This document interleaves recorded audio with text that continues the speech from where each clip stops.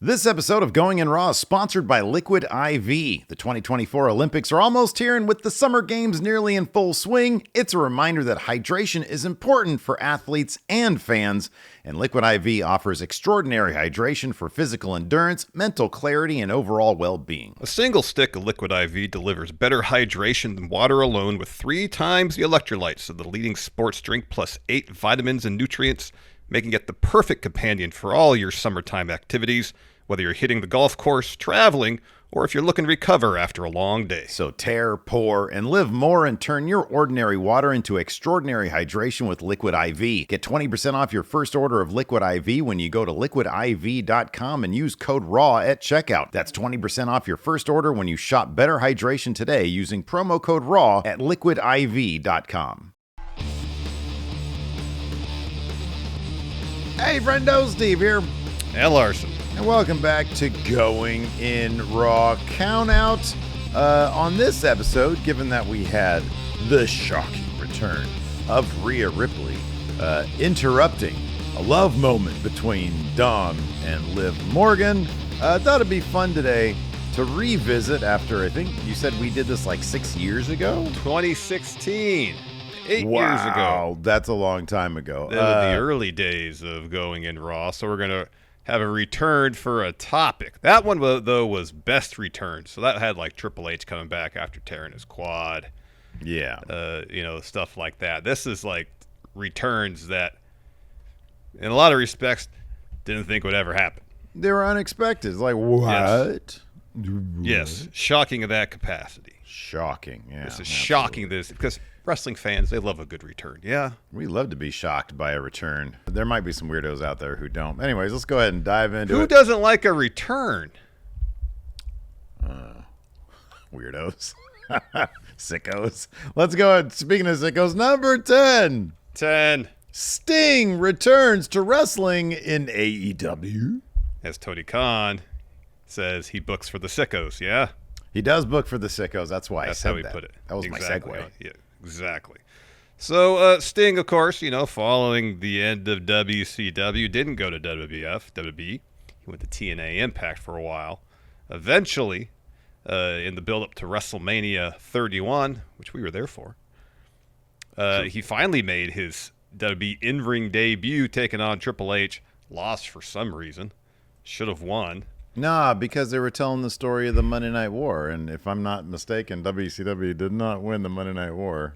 I know, but WWE, that story already took place, already happened. WWE already won. Give Sting a dub. Come on. Ended up being one of his only 3 matches with the company. Yeah. He only won one of them. It was a tag match on Raw, I believe. Yeah. Yeah. Look, who knows how his run would have gone if it wasn't for the neck injury in the Rollins match. At that point, he was just like, this sucks. I'm tired of this crap. We did get a pretty good table for 3 with him, Jeff Jarrett, and I forget who. AJ? Maybe it was AJ Styles. But yeah, as much as I enjoyed the Mania 31 match, the overbooked Monday Night Wars match, I guess I understand. I mean, I jokingly said it's because WWF won the Monday Night War, but like, I don't know. Just let Sting get that win. That's sort of silly. So yeah, he was like, yeah, this sucks. I'm not wrestling anymore. But then AEW became invented in 2019. Became invented, yeah. And it was on Turner, and Sting was probably like, I miss being on Turner. I wonder if Ted's still there. And he came back. And at first we were like, wow. Like, is he just going to do cinematic matches? Because he came back like the thick of the pandemic. It was December of 2020. Yeah, December 20th, 2020, yeah. Yeah, and so it was like, there wasn't like a lot of people there. But if you remember AEW Dynamite, they did a pretty good job compensating for the fact that, they're in Florida. So it was like, we can bring some people in, more than other states perhaps. Well, they had the locker room out sitting ringside. Wrestlers too. You had Sean Spears and MJF gambling on matches. They created an atmosphere ringside because Daly's they had place was performers cool. there. Yeah, it was a cool venue. Yeah. So Sting comes back, but we're like, God damn, it was like 5 years earlier. There's no way his neck is going to be able to hold up. And I think we had heard that like he had put off surgery because that's what he said. Yeah, because like maybe he still might wrestle if he surgeries himself. Then he's not going to be able to wrestle anymore. So he put off the surgery. And then he came back December 20th, 2020. Was that Winter is Coming, I think? Yeah. And Same night that Kenny Omega beat Mox for the title, too. Yeah. And then, I think the idea was he'll do a bunch of cinematic matches and we'll sprinkle in, some live matches, some live appearances. But, man, all of a sudden he sort of had a Terry Funk Light run in AEW where he was doing crazy shit. Yeah.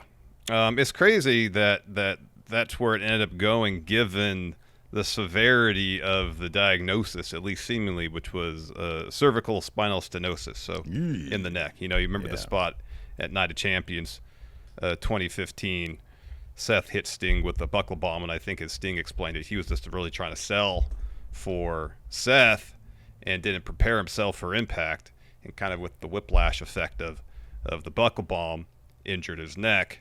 And I remember watching that match, we were probably streaming it, and it was difficult to watch the end of it. You could tell something was seriously wrong. Yeah, it was rough. Sting got through it, and at the Hall of Fame ceremony in 2016, it's like, I'm announcing my retirement. I'm done.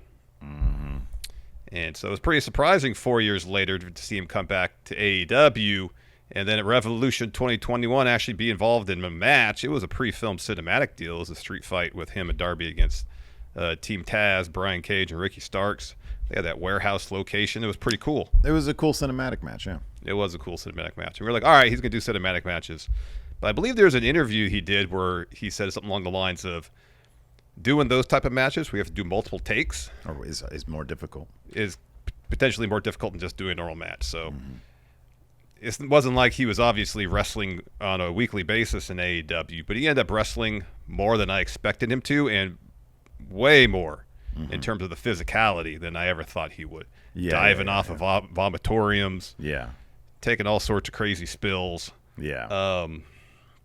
That 3+ year run in AEW was a pretty incredible cap to an already storied career for one Steve Borden. And it was pretty surprising because I think it was May of 2020, there was a report that he wasn't under a WWE contract anymore, like a Legends deal or whatever. So, of course, that spurred all sorts of speculation. What is he going to do? Is he going to join AEW? Is he going to wrestle somewhere else? Who knows? But sure enough, Winter is Coming. He showed up. Yeah. And then he just started like wrestling. Like I think that cinematic was the only cinematic he did, I think. I believe so, yeah. And then we got a bunch of wrestling, and into his run with Darby ended up being a really successful one, and a really fun one. And then he did have probably, Tony Khan has said this, the highlight of, AEW thus far has been the way they retired Sting, basically on his own terms. And they did just a killer job with it. So, yeah, man, that was a crazy one and a really successful one at that. It was. It really was. All right, let's move on. on. Number now. 9, Steve. Oh, I love this. Is a good one, man, because I actually did a little bit of research on this one, and we're talking about, of course, Taz to ECW. So, do we read the sentence because you seem to be tickled by it, brother? Please do. All right. So, ECW was in a real pickle in the year 2000. When then ECW champion Mike Awesome showed up on a WCW Nitro in April 10th to be exact, of that year, 2000, according to Lance Storm. Awesome had enough of ECW. He didn't want to sign a new deal there because Paul Heyman owed him a bunch of money. So he went over to WCW nonetheless. Awesome, as ECW champion, probably wanted to drop the belt, or probably needed to drop the belt. Apparently WCW didn't want to show it on TV, fearing legal consequences. So agreement was reached. Mike Awesome would come to an ECW event in Indianapolis, Indiana, joined by someone from WCW Security. Doug Dillinger. There you go. He did do your research. And he would be facing a returning Taz. Taz's first match in ECW since signing with WWE. So it was, I don't know if this has happened before. Definitely hasn't happened since, where you had a match featuring someone signed to WWE and someone signed to WCW. Famously, this was the only time that happened. This was it. A couple of things I was kind of curious. What was the monetary amount that Mike Awesome was owed by Paul Heyman that would cause him? That would cause him. Now, I don't know if this is the actual amount because this is coming from Just Incredible. But in the end, somewhere in the neighborhood of $50,000 is the number that I saw suggested that was attributed to Just Incredible. So I do not have the books in front of me. There was a report on, I think this came from the newsletter, when ECW, the company that basically was running ECW, HGH Holdings or something, I don't know what it was. When they filed bankruptcy, RVD was owed like 150 or like 100, something like that, like a ridiculous amount. And so yeah, it was a significant amount of money. Just Incredible also claimed at the time they were making, like the top guys in ECW were making between 100 and 150. But you know, Paul Heyman just had a hard time paying a lot of those guys the actual money. Yeah, that's one thing for the contract to say an amount of money. It's another thing. Yeah, to actually seemingly to actually money receive that money. Yes, exactly. And the sequence that this went in apparently was, you know, Mike Awesome showed up on Nitro. I remember watching that and being like, oh shit, that's kind of crazy. You know, crazy that Paul Heyman gave him that permission to do that, but no, he didn't give him any permission. His contract, I think, was in the realm of around $260,000 with WCW. Mike Awesome's was. Paul Heyman called up Vince McMahon, asked him if he could use Taz to beat Mike Awesome. McMahon called Taz. Taz was at the mall at the time, and he said, "Sure." This is from Taz himself. He said, "Yeah, I'll go ahead and do it." So everybody shows up at that house show, at that show they're putting on, and then of course after Taz wins the title, I remember this clearly. He goes back to WWF. What's the first thing McMahon has him do? Oh, probably lose to Triple H very quickly. It's obviously a non-title match. The WWF title might have been on the line, but not the ECW title. Yeah. It was. I don't think it was a squash match necessarily. It might have been one of those matches where Taz gets off a couple of surprise moves on Triple H, who then shuts it down pretty quickly. And then a couple of days after that, Taz goes and he drops the title to Tommy Dreamer, who, while he was celebrating, got interrupted by Just Incredible, who challenged him on the spot and won the title immediately. Yeah. So yeah, I love that kind of shit. Honestly, I remember when we used to watch those old ECW matches. The ECW rules matches were so unlike anything else because it was literally just whatever the fuck happened. You know?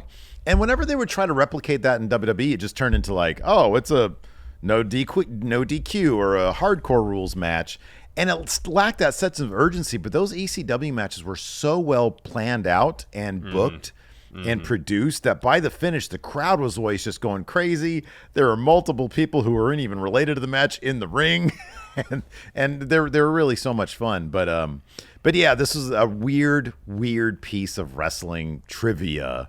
You know, the one time a WWF guy beat a WCW guy, and it was in a third promotion, which is really cool. ECW, I know. Given the circumstances, it's such an interesting story, and it's probably fortuitous for Paul Heyman that he had that relationship with Vince McMahon prior. You know, Vince was helping out ECW a lot. Yeah.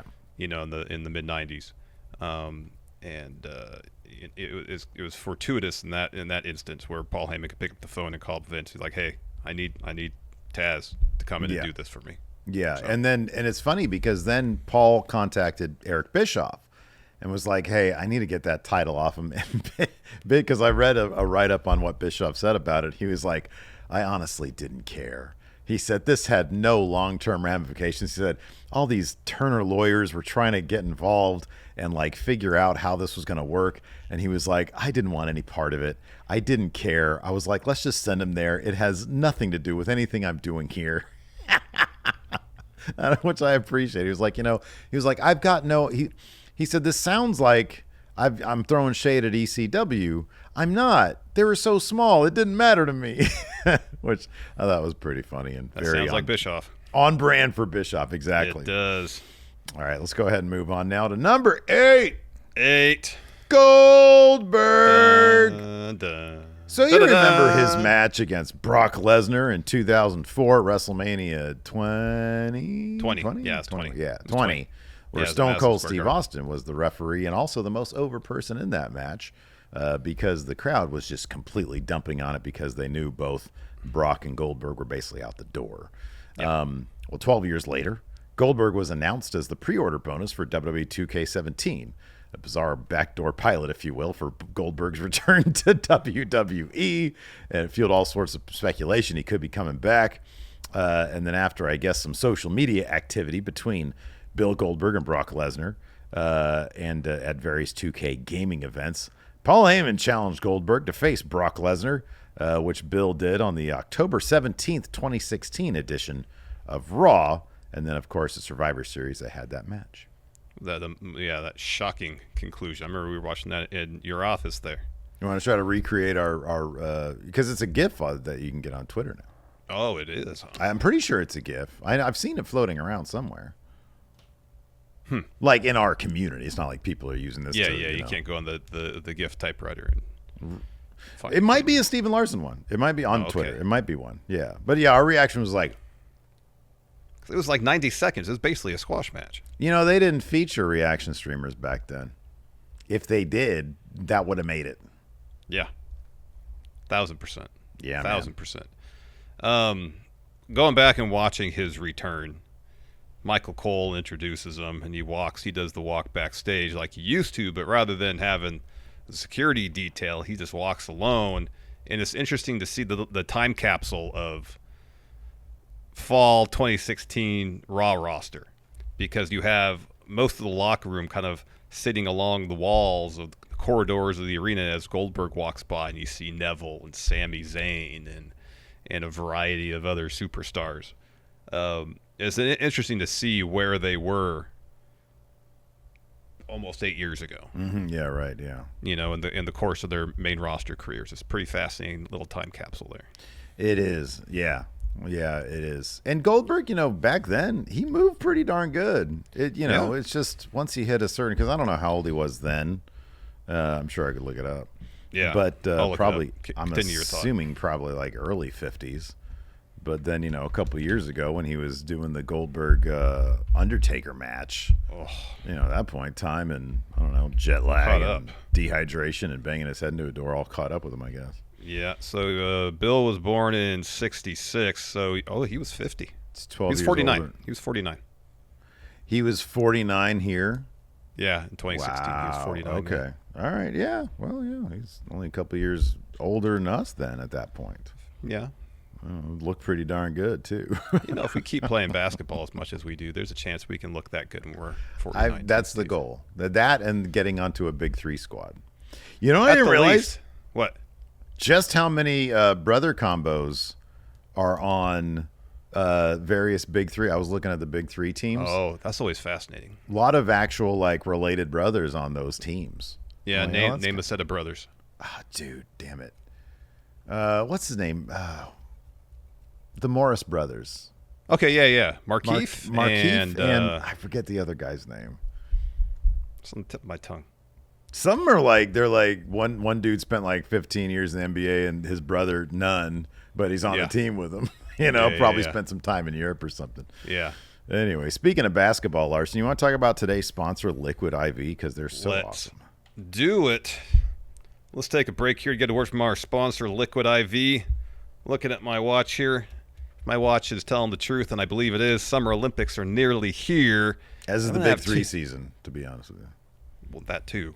But Summer Olympics nearly here, Steve. I'm going to have two things just going through my mind while I watch the USA basketball team in action on my television. One, what do we got to do to make the team in 2028? Mm-hmm. Really? Practice. It's a serious question. Practice. We play a lot. Yeah, practice. All right, anyway, the second thing I'm going to have in my mind is hydration is key for world-class athletes and those of us watching at home. Which one are we? World-class athletes or those watching at home? Yes. Anyways, Larson, we might be long shots to make the U.S. Hoops team in 4 years. We can get gold medal hydration for our one-on-one basketball games with Liquid IV. A single stick of Liquid IV delivers better hydration than water alone with 3 times the electrolytes of the leading sports drink plus 8, count them, 8 vitamins and nutrients. And while Liquid IV is awesome for our one-on-one contests, it's also great for mental clarity and just overall well-being. You got that right, and honestly, Liquid IV is an essential part of our semi-weekly hoops games. I don't think we could play 2+ hours of basketball in this Northern California heat. It says here on my computer, today's high to tie a record. It's supposed to be like 112 degrees today.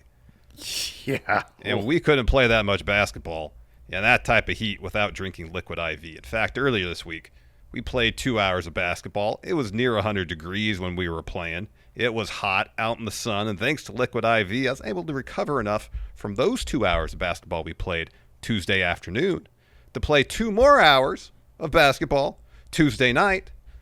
Liquid IV is the ideal companion for all your summertime activities, whether it's playing basketball like Steve and I do, or if you're traveling, working out, or hitting the golf course. That's right. So tear, pour, and live more with America's #1 powdered hydration brand and turn your ordinary water into extraordinary hydration with Liquid IV. Get 20% off your first order of Liquid IV when you go to liquidiv.com and use code RAW at checkout. That's 20% off your first order when you shop Better Hydration today using promo code RAW at liquidiv.com.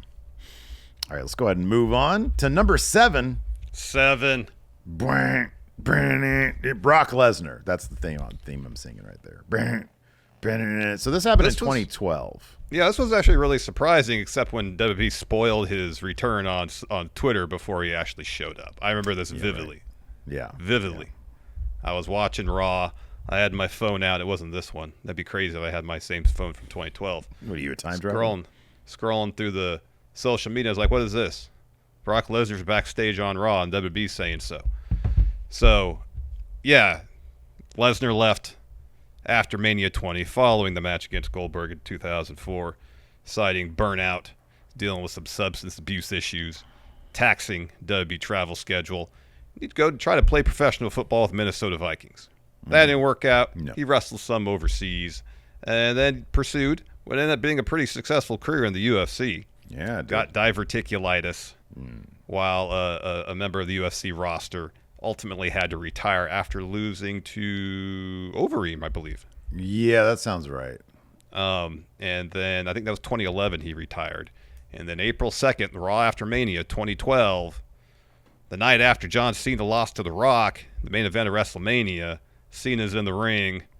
Bump, bump, ba-da-dum. Brock Lesnar comes down to the ring, starts a program with John Cena. And Steve, do you remember what happened when Brock and John Cena had their match at Extreme Rules 2012? Do you remember who won that bout? John Cena beat him. Yep. yeah. Bizarrely, I don't know. Maybe the idea was, hey, John just lost to The Rock. I mean, they basically copied the Cody storyline. Yeah. They copied the Cena storyline for Cody. They didn't travel back in time. I was checking. There wasn't a soothsayer there in 2012, looking at reading the tea leaves to try to ascertain what they would do with Cody in 2023 and bring it back to 2012. No, that's not. Do you remember the premise under which they brought Brock back? Johnny Ace brought him back to be the face of WWE. To restore legitimacy to WWE. Oh, yeah, I remember that promo too. So they jobbed him as Cena. He beat Triple H. Then Triple H beat him. Yeah. And of course, he would take extended breaks in between these programs. Yeah, I mean, it was the origins of the Brock Lesnar schedule. The Brock Lesnar schedule, yeah. And then he came back to beat the Undertaker's streak, and then he beat Cena in that shocking fashion. So, but yeah, kind of surprising. They bring him back after all that time, and then John Cena beats him. But he was the cash cow. So I guess the idea was he lost to The Rock. Let's bring in Brock Lesnar because it worked so great for Cody 12 years later.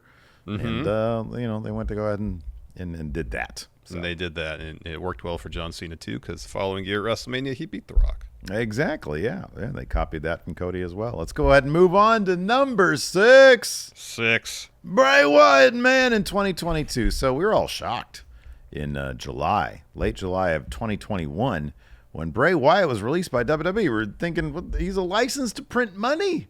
Like, this guy's merch alone probably justifies his paycheck. This GIF here, this is from this is that you think is the Goldberg one. This is when Goldberg beat Bray Wyatt at Crown Jewel. For the really? title. That's what this is from. This is from The Office. Yeah, this is. Yeah, no, I remember that was. You're right. That's Crown Royal. I remember the giant, like, we had a giant thing that said Crown Royal on it. Yeah, you're right. Hilton was there for the Lesnar one. Yes. Hilton was there. We're sitting at the pub table where right. I'm sitting right now. Yeah, you're right. You're right. Yeah. I'm gonna make that into a GIF and get it on Twitter. Damn it. Anyway, no, I got to find that somewhere. Talking about Bray Wyatt. Yes, Bray Wyatt. Yeah, it was pretty surprising when he got released in 2021. By all accounts, he was a major merch seller for the company. Yep. Granted, creatively, there was periods where things were going pretty well and periods where it seemed like they didn't know what to do with him. Yeah, it's ups and downs. Ups and downs. He had one of my favorite. Check that. He had my favorite cinematic match of all time in the Firefly Funhouse match. Yeah, oh yeah. Like a year and a half prior, a little bit less than a year and a half prior to getting released.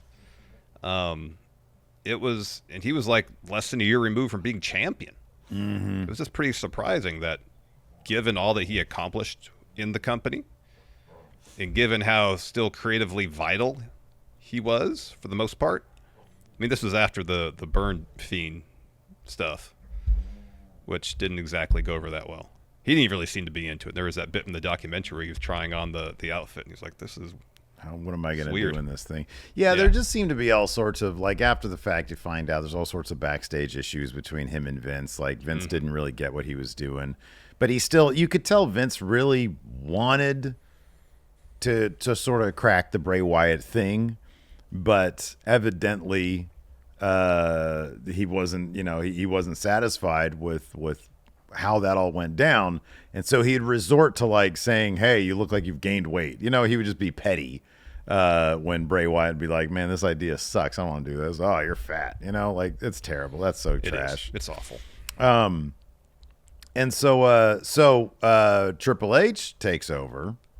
And so by the time Extreme Rules 2022 comes around, they had done this really cool, inventive QR code series of like Easter eggs, basically, throughout their programming, where people were putting together these incredibly complex, like, little puzzles and some really clever Easter eggs across the internet. I mean, the one that was the craziest was, there was a lot of the White Rabbit imagery from the Jefferson Starship stuff, and or Jefferson Airplane, sorry. And they had, like, taken over, like, a YouTube channel that had that video on it. From a record store in Oklahoma or something like that. It They was, had 2 videos on their channel. Yeah, it was all over the place, and they were like, wait, they were able to go back in time and get a YouTube channel?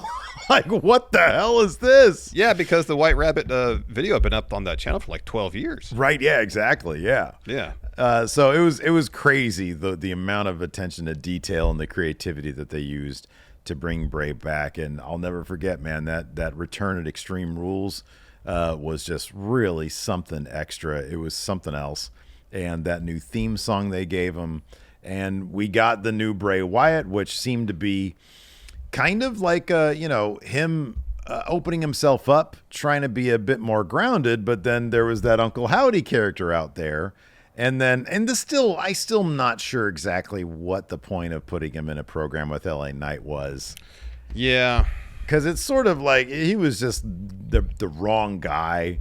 And even though visually speaking, the Mountain Dew match was relatively interesting, it was a really short match. It was an integration match, an ad integration match. And it didn't, I think, like, my main problem with it is it didn't really seem to forward anything that Bray really was doing. I mean, maybe the idea was like, hey, let's get him in a normal wrestling feud so that we can kind of tease how this will begin to play out. And might as well, because, the Mountain Dew stuff is what was it, Pitch Black or something like that. Yeah. Maybe we could do something interesting visually to tie it in. Bray's one of our feature guys, so we can sell Mountain Dew on that. I don't know what the deal was. It just came off as like kind of a left turn, and not a good left turn, a bad left turn. No. Yeah, it didn't quite meld, and unfortunately, we didn't really get an opportunity to see where Bray's vision for the kind of latest iteration of his character was going to go, because before Mania 2022, he seemingly was slated for a feud, seemingly at first against Brock Lesnar. Apparently, Brock didn't want to do it, so then he was going to feud with Bobby Lashley, reportedly. That didn't happen, and it turned out that he was ill, that he had gotten COVID, and because of complications from COVID, developed a heart issue. Yeah. Which kept them out of the ring. And I was, doing a little research beforehand, and there was reports in the late spring and early summer of 2023 about how it seemed like he was on the verge of potentially coming back. Mm-hmm. Like he had recuperated enough, and it unfortunately wasn't the case. He had to have, like he had supposed to wear a vest. Yeah, it was like a pacemaker type vest thing. Vest, that's supposed to shock you if something happens. That if not his heart happened, it's like a defibrillator. Defibrillator vest, yeah. That if his heart stopped, that it would sense that and get it back started. And the story is that he took a nap, didn't have his vest on, and just never woke up. Yeah. And it's incredibly sad. Incredibly sad. It is, and yeah, we're in the midst of his brother continuing on that story, in what so far has been a pretty interesting and compelling way. But no, that return at Extreme Rules, that was a pretty special moment. Oh, man. You talk about goosebumps. That was goosebumps right there. And then especially like when you see that in the documentary that they did on Bray, when you see the footage backstage where Triple H really did seem excited. But you know what, man, we're gonna really kick this off, and it seemed like that could have been a special, if it was given a couple of years to tell a story, it could have been really interesting, maybe. Yep. All right, let's go ahead and move on to number 5. Edge in 2020. So he announced his retirement from in-ring competition way back. April 11th, 2011 edition of 2011 edition of Raw. It was after WrestleMania. Yeah, it's 27. Yeah, he was supposed to, I think, drop the title to Alberto Del Rio, but then when it was found out, it was determined that, no, he's going to have to retire. They gave him a feel-good moment there at WrestleMania, because I think he never won or retained at WrestleMania, something like that. Yeah. Oh, didn't he beat Foley in the hardcore match? So I guess maybe he did get a win at WrestleMania, but maybe he never had a he never won a championship match at WrestleMania. Gotcha. World it was a neck issue with him. He's saying about he was losing strength in his arms. I guess it was one time he told the story about taking a Batista bomb for Batista, and his arms would get tingly. I believe his diagnosis as well was spinal stenosis, which is the narrowing of the spinal column. Had to have surgery, retired, and it seemed like that was that for him. Yeah, and he pursued acting. He did some other stuff, and then late 2019, there was rumors about, hey, he was spotted in Pittsburgh, which is where talents generally go in advance of returns to get physicals done. There was just a lot of chatter about him coming back, and of course, he took to, I think he did a social media video where he tried to squash all that, like, nah, I ain't coming back. And of course, 2020 Rumble comes back. Yeah. I mean, and it was right before, it was like a month or two before pandemic. And so, that chunk of his WWE career, had to be at like Thunderdome or Empty PC. He put on the greatest match ever with Randy Orton. Could you imagine these days if they tried that kind of branding on a match? I know. Good Lord. It was a good match. It was a really good match. But I wonder what motivated them to use that as a marketing tool. Because they marketed the whole as WrestleMania Backlash. Because Edge's match against Orton at WrestleMania was forever. It was like a half hour long of brawling around the Performance Center. Wasn't it just like Vince and his feels about like the probably popularization of AEW New Japan in terms of like being a little bit more mainstream because of their like Meltzer quality matches? Could be. We don't know, but that it kind of just makes, I guess, some sense. Yeah. But that's weird. But yeah, no, he had a decent run. I mean, at one point he did get stacked by the Tribal Chief. Throw your ones up for Roman Reigns for stacking AEW's finest, Edge and Daniel Bryan Edgy Adam Copeland, yes, and Bryan at, Daniels. at WrestleMania. You know, he was involved in a pretty decent program, except for the Mania build, which is weird. That was kind of lackluster, which is why they had to put Daniel Bryan in that story and weird, put him in the match. But then Edge rekindled his feud with Roman going into Money in the Bank 2021 after he won the Rumble. And that feud and that match was really good. Mm-hmm, yeah. And, of course, he had a really good feud with Seth Rollins, culminated in a Hell in a Cell match.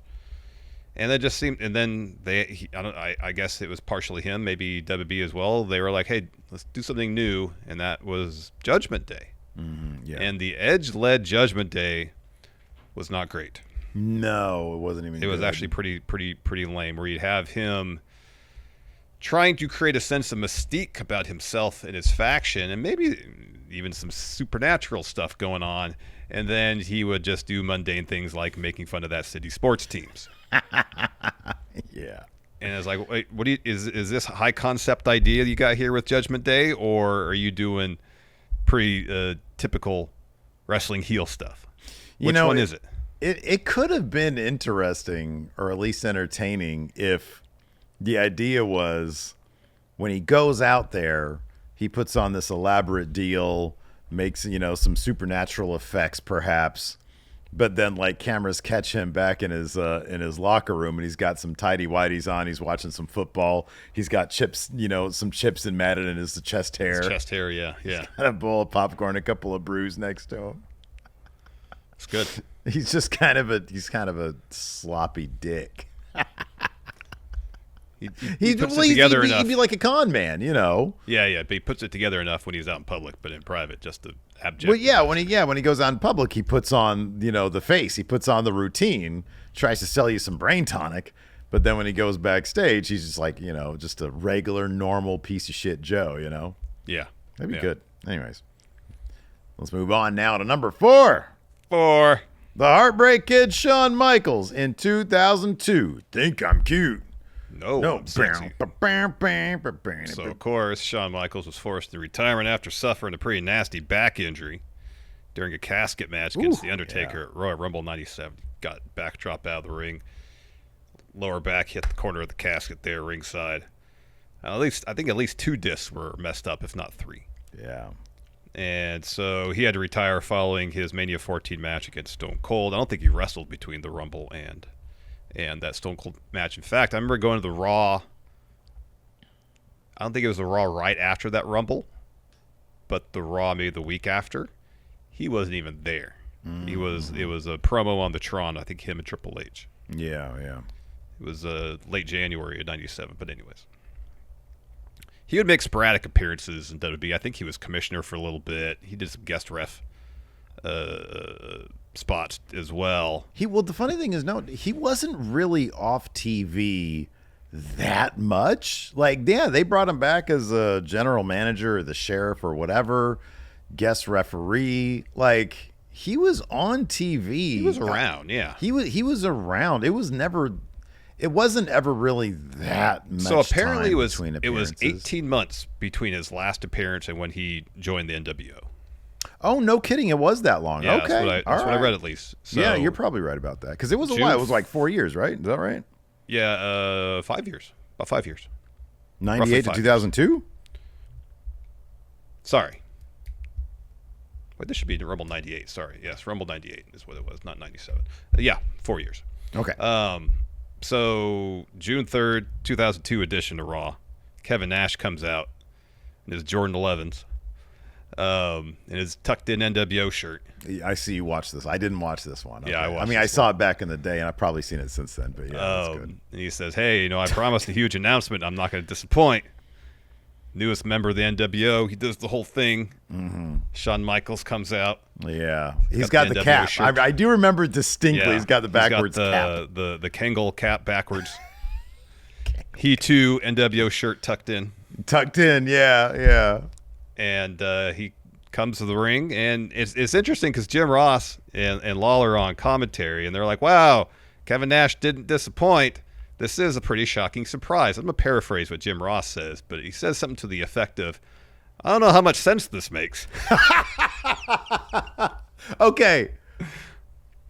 That can be applied to several aspects of him showing up as a member of NWO because on one hand, I remember seeing this and feeling very underwhelmed because we all didn't think he would be wrestling. So it's like, oh, is he just going to be like hanging out with them?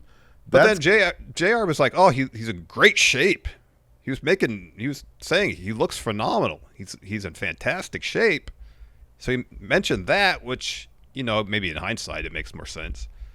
Well, why would he get in really good shape? Oh, maybe he's going to wrestle again. But yeah, definitely by this one appearance, it didn't seem to be clear. And I'll be honest with you, if I remember, because I think we did, I remember I did like a decent amount of research for his return match, for the return match, and if I'm not mistaken, it wasn't even decided that he was going to have that match until I don't know, not that long before that match actually happened. It was meant to be a one-off.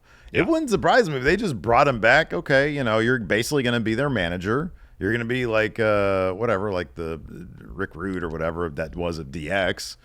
And you're just going to be there for the chemistry, get you on TV, and then we'll take it from there. But I don't know how much. I wonder if at that point, because I remember he did a match at his school.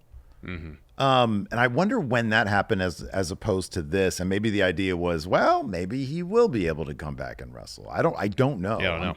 I'm sure that info was out there somewhere. But yeah, I'm sure it is too. So after the NWO fell apart, it seemed to be a reunion between Triple H and Shawn Michaels, reforming DX until Triple H turned on him, leading to an unsanctioned match between the two of them at SummerSlam 2002. Mm-hmm.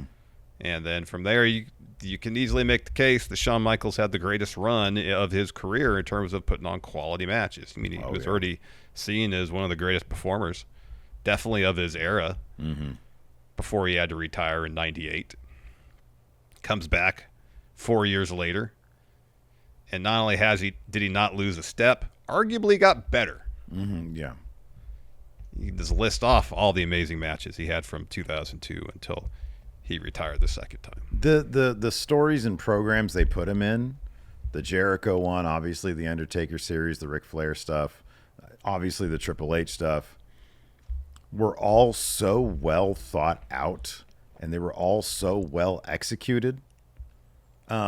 And that was really, and on top of that, just, he obviously had become just an amazing storyteller, which he always kind of was in the first place. Yeah.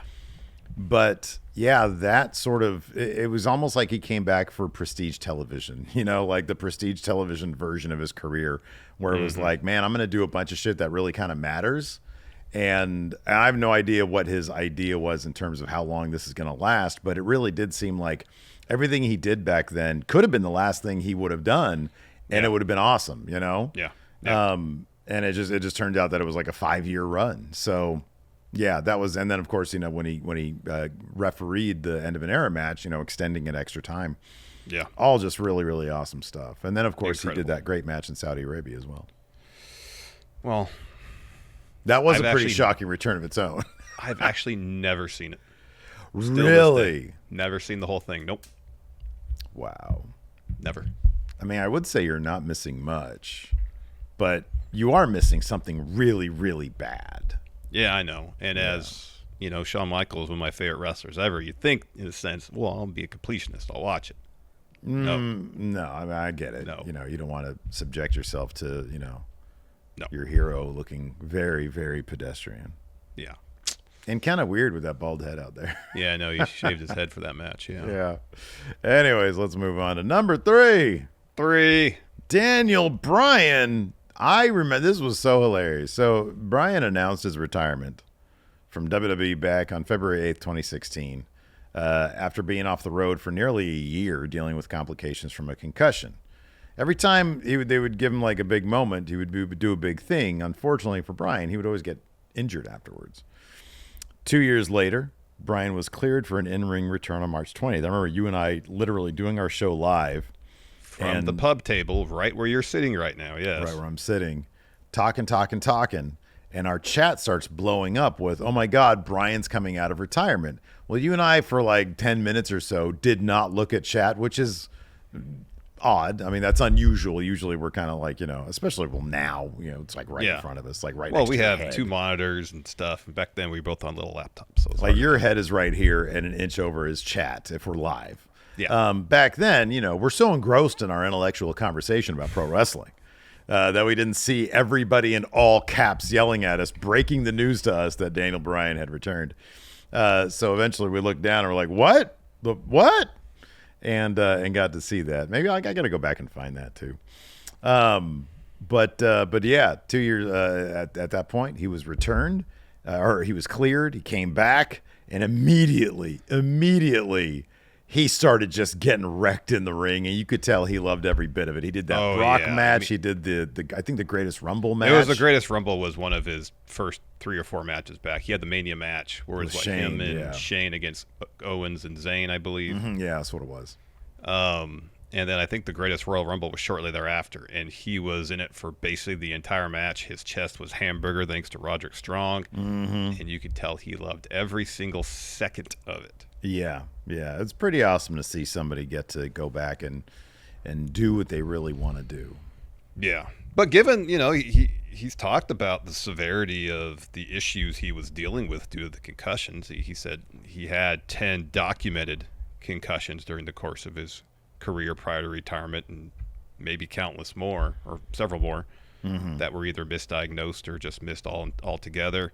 He was having like seizures, due to what was going on. Even though he was cleared by some doctors, I guess the Dr. Joseph Maroon, who was WWE's doctor at the time, wouldn't clear him. And I think he had to get a scan done, and they found like a lesion on his brain, and at that point he was.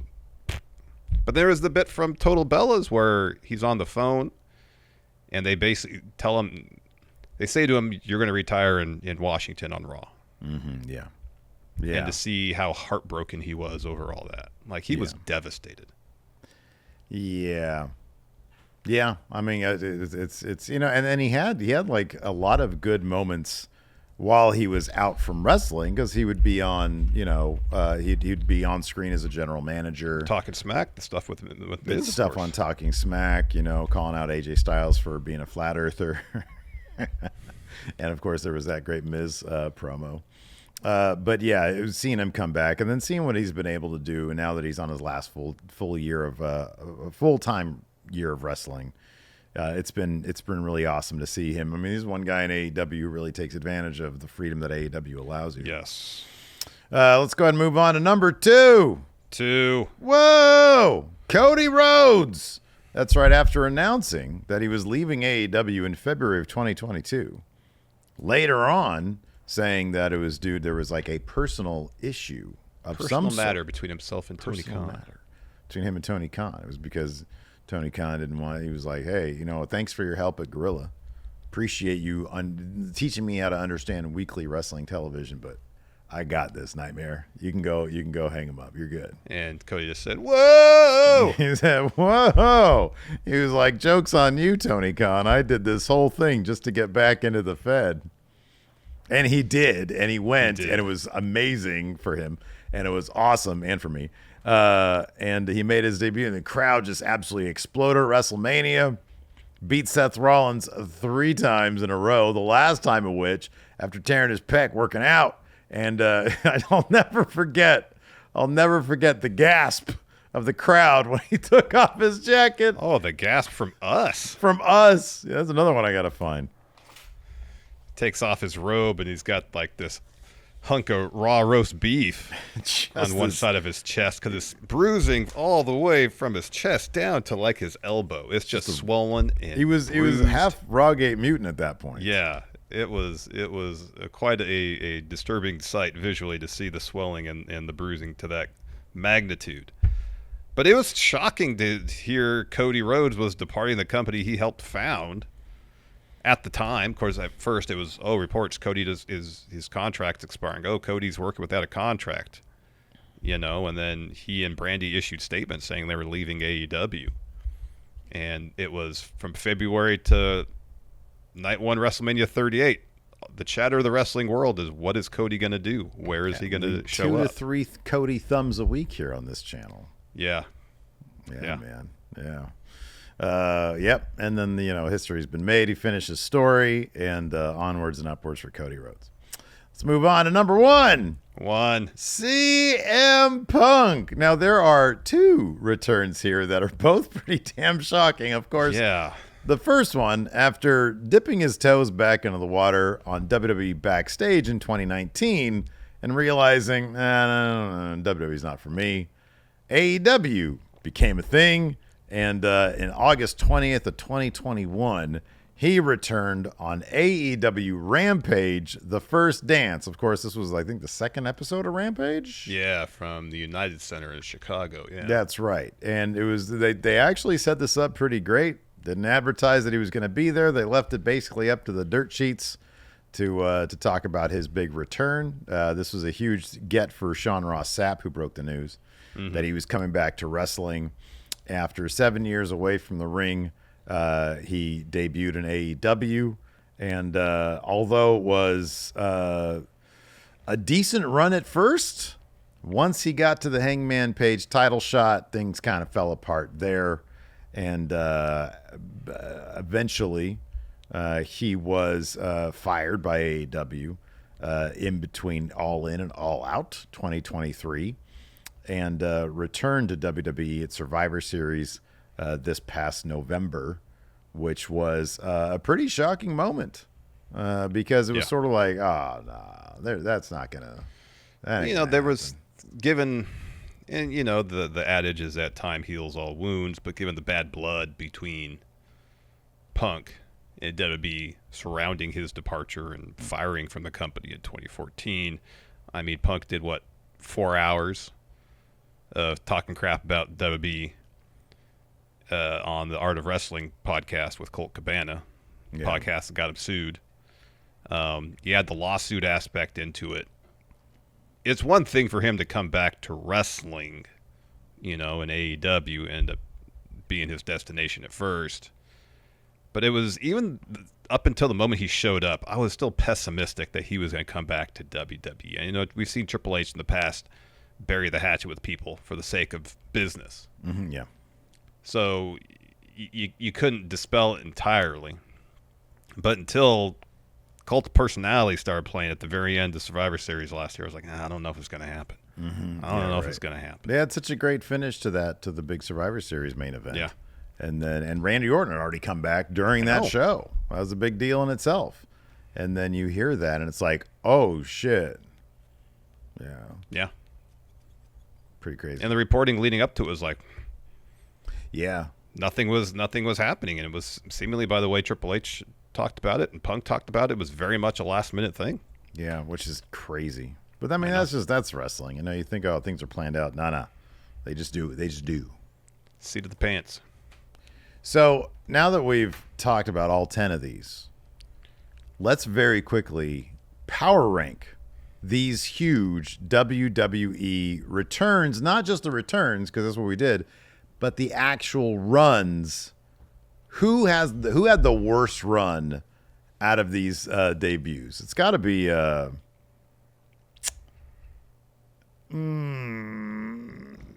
probably either Taz or Bray. Why? Probably Taz, right? He shows up, returns to ECW. Yeah, a week later, he's out of there again. That's number 10. So Taz is done. Taz, you're the worst return. Next, I mean, for obvious reasons, Bray Wyatt. The return was awesome. The run, he had one match against LA Knight, and then he got sick. So, nothing you can do about that. That's a sad one. Boy, Edge was stacked. Edge was stacked with another person. Yeah, and his stated goal of winning a world title again never came to fruition. So he's got to be 8, you think? Yeah, I agree with that one. Brock Lesnar lost against Cena immediately, but then he also became like the guy. He was the most dominant force in WWE for a good 2 years, so you can't put him next. You got to put Phil next. Punk's got to be next.